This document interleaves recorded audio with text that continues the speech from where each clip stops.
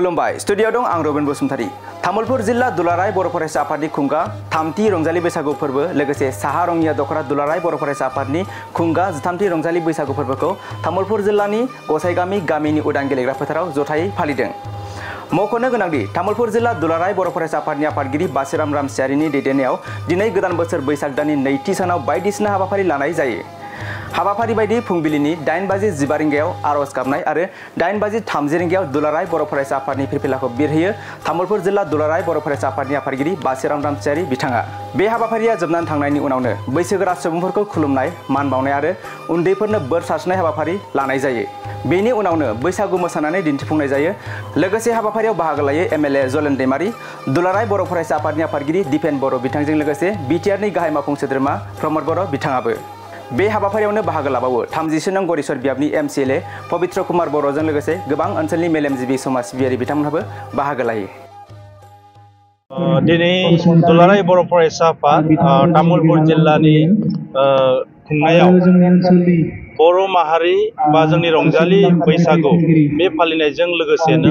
गेदेरफोरखौ जि मान होनाय आरो उन्दैखौ अननाय जि हाबाफारि बेवहाय सरजाबफानानै लादों रंजालि बैसागु फालिनायजों लोगोसे।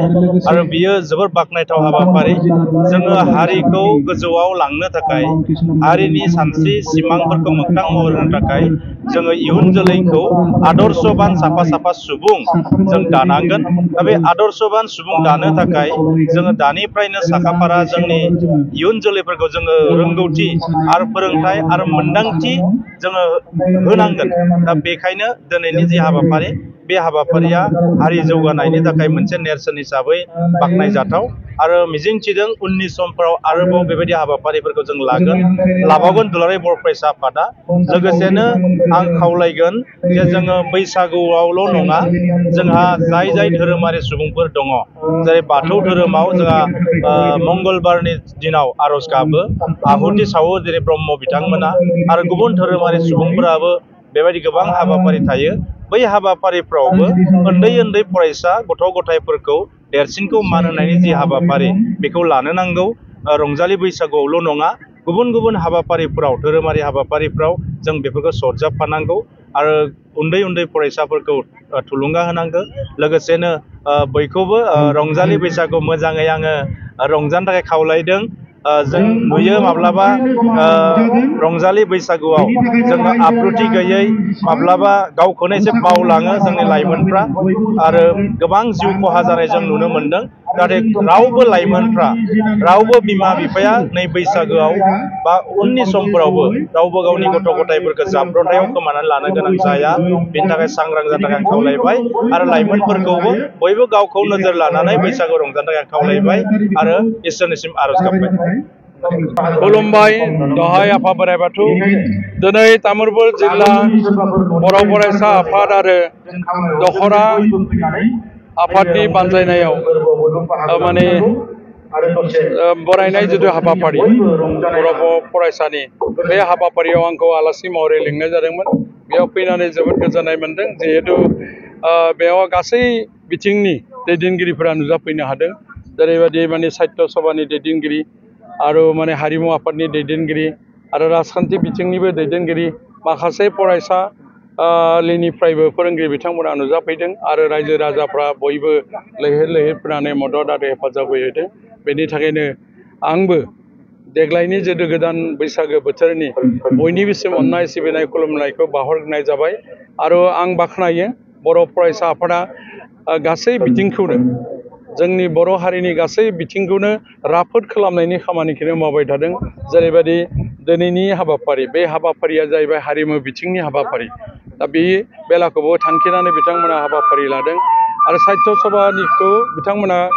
माने बाहागो लानानै खामानि मावदों। आरो बेबायदिनो धोरोमारि बिथिङावबो बिथांमोना मैखोमै बाहागो लाबाय दं।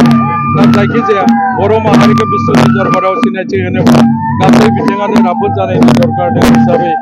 जों आरो जोंनि हारिनि जिथु थामोनथा, जोंनि माने आबै आजौनि नेम निथि आसार खान्थिखौ जोङो माने फोथांनानै लाखिनांगोन। बेनि थाखायनो बर' फरायसाफोरा जों जे गेदेरखौ खुलुमनांगौ आरो उन्दैखौ बोर सारस्रिनाय जिथु हाबाफारि सानसेनि माबा मोनसे गोरोन्थि मास मोनसेनि गेजेराव माबा मोनसे गोरोन्थि बोसोरसेनि गेजेराव माबा मोनसे गोरोन्थि जानो हागौ आरो बे गोरोन्थिफोरनि थाखाय निमाहा होलायलायनाय जिथु हाबाफारि बे बाख्नायथाव हाबाफारि जोंनि मोनबा फोरबो थायो बे मोनबा फोरबो बैसागो फोरबो आमथिसुवा फोरबो आरो माइनाव फोरबो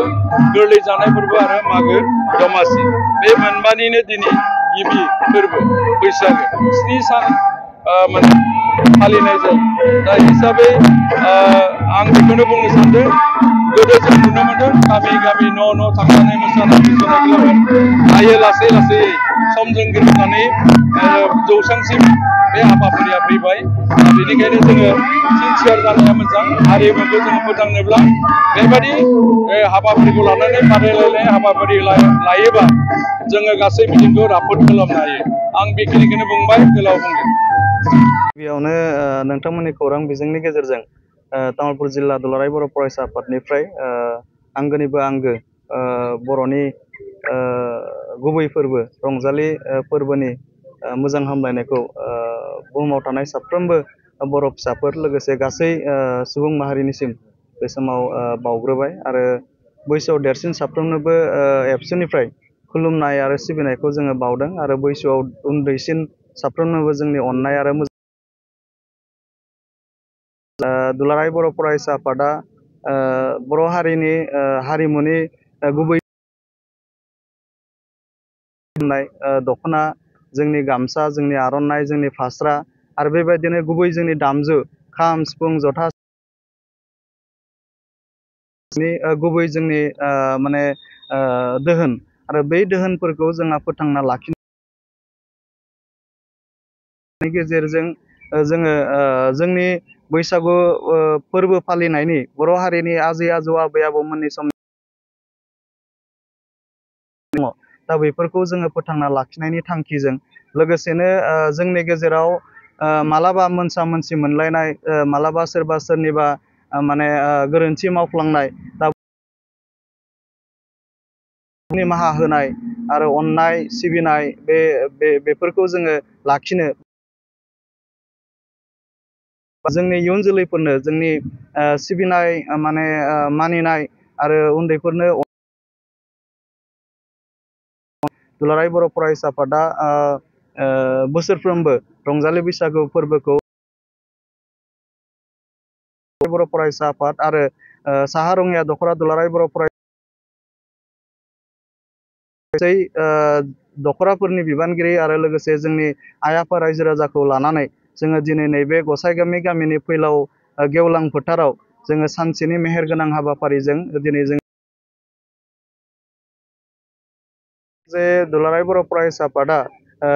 जिहेथु जोङो बर'नि गुबै जोंनि नेमखान्थि आसारखान्थि लोगोसेनो जोंनि गुबै हारिमुखौ फोथांना लाखिनायनि थाखाय जोङो खामानि मावगासिनो दङ दा बे बेलायाव सोरबा हौवाया दख'ना गाननानै हिन्जावनि महर लानानै मोसानाय बेफोरो हयथ' सैथो नङा बा बेफोरो थार नङा दा ओंखायनो बेफोरनिफ्राय जोंहा जानगाराव थानानै जोङो गुबै जोंनि गानग्रा जोमग्रा आरो जोङो गुबैयै जोंनि नेमखान्थि जोंनि राव हारिमु थुनलाइ जोंनि गुबै दामग्रा दामजु बेफोरखौ जों खुगा सोलिनाय गोबां मोजां मोजां मेथाइफोर दङ दा बेखौ जों फालिनांगौ जों बेखौ दुलाराय बर' फरायसा आफाद तामुलपुर जिल्ला एबसुनिफ्राय जोङो बयखौबो जोङो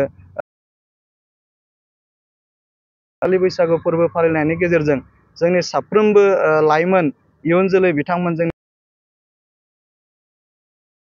गुबै गाननाय जोमनाय जोंनि दख'ना जोंनि फास्रा जोंनि गामसा जोंनि आर'नाइ नांगोन दिनै दुलाराय बर' फरायसा आफाद हारिमु आफाद दिनै बर' थुनलाइ आफाद आरो सरकारजों जों जथायै माखासे जोंनि गुबै गानग्रा जोमग्रा जोंनि गुबै जानाय लोंनाय बेफोरखौ जोङो फोथांनो थाखाय प्रिजार्भ खालामनायनि थांखिजों GI टेगिं खालामनानै बेखौ